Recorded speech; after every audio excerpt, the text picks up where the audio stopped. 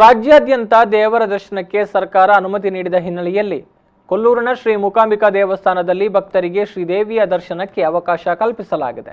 ದರ್ಶನಕ್ಕೆ ಬರುವಂತಹ ಭಕ್ತರಿಂದಾಗಿ ಸೋಂಕು ಹರಡದಂತೆ ದೇವಸ್ಥಾನದ ಆಡಳಿತ ಮಂಡಳಿ ಸಾಕಷ್ಟು ಮುನ್ನೆಚ್ಚರಿಕಾ ಕ್ರಮಗಳನ್ನು ಕೈಗೊಂಡಿದೆ.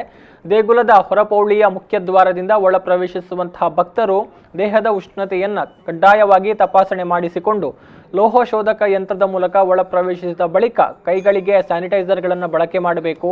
ಬಳಿಕ ಸರತಿ ಸಾಲಿನಲ್ಲಿ ಸಾಮಾಜಿಕ ಅಂತರವನ್ನು ಕಾಯ್ದುಕೊಂಡು ಗರ್ಭಗುಡಿಯ ಎದುರಿನ ಮುಖ್ಯದ್ವಾರದ ಮೂಲಕ ದೇವಿಯ ದರ್ಶನಕ್ಕೆ ಅವಕಾಶ ಮಾಡಲಾಗಿದೆ. ಜಿಲ್ಲೆಯಲ್ಲಿ ಕೊರೋನಾ ಮಹಾಮಾರಿ ವ್ಯಾಪಿಸ್ತಾ ಇರುವುದರಿಂದ ದೇವರ ಗರ್ಭಗುಡಿಯ ತನಕ ಅವಕಾಶವನ್ನು ನಿರಾಕರಣೆ ಮಾಡಲಾಗಿದೆ. ಧ್ವಜಸ್ತಂಭದವರೆಗೆ ಮಾತ್ರ ಅವಕಾಶ ಕಲ್ಪಿಸಲಾಗಿದೆ. ಸೋಮವಾರ ಮುಂಜಾನೆಯಿಂದಲೇ ಪೂಜಾ ವಿಧಿ ಮುಗಿದ ಬಳಿಕ ದರ್ಶನಕ್ಕೆ ಅವಕಾಶ ನೀಡಲಾಗಿದ್ರು ಮೊದಲ ದಿನ ನಿರೀಕ್ಷೆಯ ಜನಸಂಖ್ಯೆಯಲ್ಲಿ ಭಕ್ತರು ಬಂದಿರಲಿಲ್ಲ. ಸೋಮವಾರ ದರ್ಶನ ಪಡೆದವರಲ್ಲಿ ಹೊರ ರಾಜ್ಯಗಳಿಂದ ಬಂದಿದ್ದ ಭಕ್ತರು ಕಾಣಿಸಲಿಲ್ಲ. ದರ್ಶನ ಅಲ್ಲದೆ ಇತರ ಸೇವೆ ತೀರ್ಥ ಪ್ರಸಾದಕ್ಕೆ ಅವಕಾಶಗಳಿರಲಿಲ್ಲ. ಈ ಬಗ್ಗೆ ವಿವರ ನೀಡಿರುವ ದೇವಸ್ಥಾನದ ಮುಖ್ಯ ಕಾರ್ಯನಿರ್ವಹಣಾಧಿಕಾರಿ ಅರವಿಂದ ಸುತ್ತುಗುಂಡಿ ಅವರು, ಭಕ್ತಾದಿಗಳು ಕಡ್ಡಾಯವಾಗಿ ಮಾಸ್ಕ್ ಅನ್ನು ಧರಿಸಿ ಒಳಗಡೆ ಬರಬೇಕು, ಸಾಮಾಜಿಕ ಅಂತರವನ್ನು ಕಾಪಾಡಿಕೊಳ್ಳಬೇಕು. 60 ವರ್ಷ ಮೇಲ್ಪಟ್ಟವರು ಹಾಗೂ ಸಣ್ಣ ಮಕ್ಕಳು ಇನ್ನು 15 ದಿನ ದೇವಸ್ಥಾನಕ್ಕೆ ಬರಬಾರದು.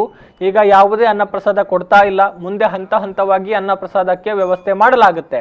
ಇಂದು ಸುಮಾರು 150 ಜನ ದೇವಸ್ಥಾನಕ್ಕೆ ಬಂದಿದ್ದಾರೆ. ಇದು ಮಳೆಗಾಲ ಆದ್ದರಿಂದ ದಿನಕ್ಕೆ 500 ಜನ ಭಕ್ತರು ಬರಬಹುದು ಎನ್ನುವಂತಹ ಅಂದಾಜನ್ನು ಇರಿಸಲಾಗಿದೆ ಅಂತ ಹೇಳಿದ್ದಾರೆ.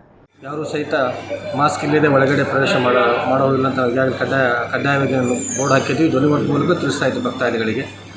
60 ವರ್ಷ ಮೇಲ್ಪಟ್ಟಿದ್ದಂಥವರು ಹಾಗೂ 10 ವರ್ಷ ಕೆಳಗಿದ್ದಂಥ ಭಕ್ತಾದಿಗಳಿಗೆ ನಾವು ಸ್ವಲ್ಪ ಅವಾಯ್ಡ್ ಮಾಡ್ತಾಯಿದ್ವಿ ಸರ್ಕಾರದ ನಿರ್ದೇಶನ ಪ್ರಕಾರ. ಆದರೂ ಕೆಲವು ಜನ ಬೆಳಗ್ಗೆ ಭಕ್ತರು ಒಂದು 4 ಜನ ಬಂದು ಹೋಗಿದ್ದು ರಿಕ್ವೆಸ್ಟ್ ಮಾಡಿಕೊಂಡು ಈ ಮೂಲಕ ತಿಳಿಸೋದೇನೆಂದರೆ, ಸದ್ಯಕ್ಕೆ 15 ದಿವಸ ಒಳಗಾಗಿ 60 ವರ್ಷ ಮೇಲ್ಪಟ್ಟು ಹಾಗೂ 4 ವರ್ಷ ಕೆಳಗಿರುವಂಥ ಭಕ್ತಾದಿಗಳು ಸ್ವಲ್ಪ 1 ತಿಂಗಳ ಮಟ್ಟಿಗೆ ದೇವರ ದರ್ಶನಕ್ಕೆ ಅಲ್ಲಿಂದ ಕೈ ಮುಗಿದ್ರೆ ಒಳ್ಳೆಯದಾಗುತ್ತೆ ಅಂತ ನಾನು ಭಾವಿಸ್ತಿದ್ದೀನಿ.